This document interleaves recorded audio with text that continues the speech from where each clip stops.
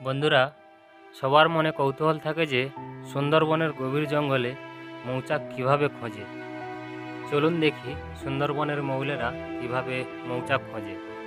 বন্ধুরা, ভিডিওটি সম্পূর্ণ দেখুন, তাহলে আপনাদের বোঝাতে ও বুঝতে সুবিধা হবে। বন্ধুরা, সবার প্রথমে আমরা একটি তিলে ডোঙা নিয়ে গভীর জঙ্গলে পৌঁছলাম। গভীর জঙ্গলে পৌঁছানোর কারণ, মৌচাক সবসময় গভীর জঙ্গলের উঁচু জায়গাতে হয়। উঁচু জায়গা মানে যেখানে নদীর জল কম ওঠে, তাই আমরা আনুমানিক একটা উঁচু জায়গাতে পৌঁছলাম। পৌঁছে আমরা ওপরে মৌপোকার দিকে লক্ষ্য করতে লাগলাম। বন্ধুরা, মৌপোকা কোনো কোনো সময় দেখা যায়, আবার কোনো কোনো সময় ওয়েদারের কারণে দেখা যায় না। তাই বড় বড় গাছে উঠে মৌপোকাকে লক্ষ্য করা হয়। সাধারণত দুই ধরনের মৌপোকাকে দেখা যায়, একটি ভরা পোকা, একটি খালি পোকা। আমাদের লক্ষ্য ভরা পোকার দিকে থাকে, কারণ ভরা পোকা মধু সংগ্রহ করে সোজাসুজি মৌচাকের দিকে যায়, আর খালি পোকা এদিক ওদিক উড়ে যায়। তাই ভরা পোকাকে ফলো করে মৌচাকের দিকে যাওয়া হয়। বন্ধুরা, ওই সময় জীবনের ঝুঁকি সব থেকে বেশি থাকে, কারণ লক্ষ্যটা থাকে মৌপোকার দিকে আর জঙ্গলের দিকে কম। আর যেসব জায়গায় মধু হয় সেসব জায়গাও খুব উঁচু, এবং ওই উঁচু জায়গাতে বাঘ থাকার সম্ভাবনাও খুব বেশি থাকে, কারণ নদীতে জোয়ারের সময় জল উঁচু জায়গাতে কম পৌঁছায়।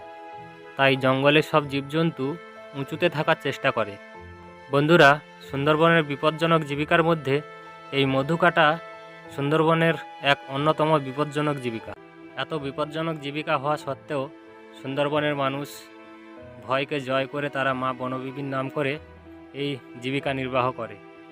এইভাবে বন্ধুরা, মৌপোকার দিকে লক্ষ্য করে জঙ্গলে মৌপোকার দিকে লক্ষ্য করে ছুটতে হয়, এবং ছুটে ছুটে একের পর এক গাছে উঠে মৌপোকার দিকে লক্ষ্য করতে হয়। লক্ষ্য করে শেষমেশ মৌচাকের কাছে আসা হয়। যখন মৌচাকের কাছাকাছি আসা হয়, তখন বোঝার একটাই উপায় থাকে, কাছাকাছি একটা বড় গাছে উঠলে ওই গাছ থেকে দেখা যাবে কন্টিনিউ মৌপোকা, বহু মৌপোকা উঠতে পড়তে থাকে। তখনই বোঝা যায় যে কাছাকাছি মৌচাক আছে। বন্ধুরা, এইভাবে সুন্দরবনে মৌচাক খোঁজা হয়। আশা করি আপনাদের বোঝাতে পেরেছি। আমি সম্পূর্ণ আমার নিজস্ব অভিজ্ঞতা আপনাদের কাছে শেয়ার করলাম। বলতে বলতে আমরা একটি মৌচাকের কাছে পৌঁছে গেলাম। এই মৌচাকটা আগে একবার কাটা হয়েছিল, তাই দেখা ছিল, জায়গাটা চেনা ছিল। তাই আমরা আস্তে আস্তে মৌচাকটার কাছে যাচ্ছি জঙ্গল ফুঁড়ে। দেখুন, হাতে আছে আমাদের একজনের হাতে আছে বগড়া পাতা। এই বগড়া পাতার সাহায্যে মৌচাকে ধোঁয়া দেওয়া হয়। আমরা মৌচাকের একদম কাছাকাছি পৌঁছে গেছি। দেখুন, আপনাদের একটু জুম করে দেখানোর চেষ্টা করছি। দেখুন, এটা মৌচাক, এটা একবার কাটা হয়ে গিয়েছে। এবারে পোকা খুব রাগী হবে। একবার যে মৌচাক কাটা হয়, তার পরের বারে কাটতে গেলে পোকা প্রচুর কামড়ায়। ধোঁয়া জ্বালানোর কাজ শুরু হচ্ছে। আমরা চলে এসেছি একদম মৌচাকের কাছাকাছি। দেখুন, ধোঁয়া জ্বালানো হয়েছে। মৌচাকটা খুবই তাড়াতাড়ি কেটে বেরিয়ে যেতে হবে, কারণ পোকা নইলে খুব কামড়াবে। বন্ধুরা, আপনারা যে এই মধু কাটার ভিডিওগুলি দেখছেন, এগুলো একদম সরাসরি দেখছেন। এর আগে আপনারা দেখেছেন কিনা বলতে পারবো না, কিন্তু এগুলো আমার নিজের মোবাইল থেকে একদম সরাসরি আপনাদের দেখাচ্ছি। খুবই রিস্কের মাধ্যমে ভিডিওগুলি করছি।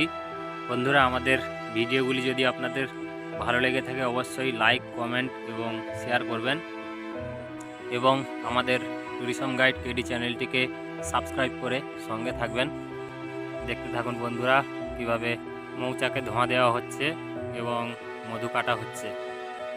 বন্ধুরা, আপনাদের সঙ্গে আছি আমি কার্তিক, এবং মেয়ার অফ ইসমাইল এবং পালান।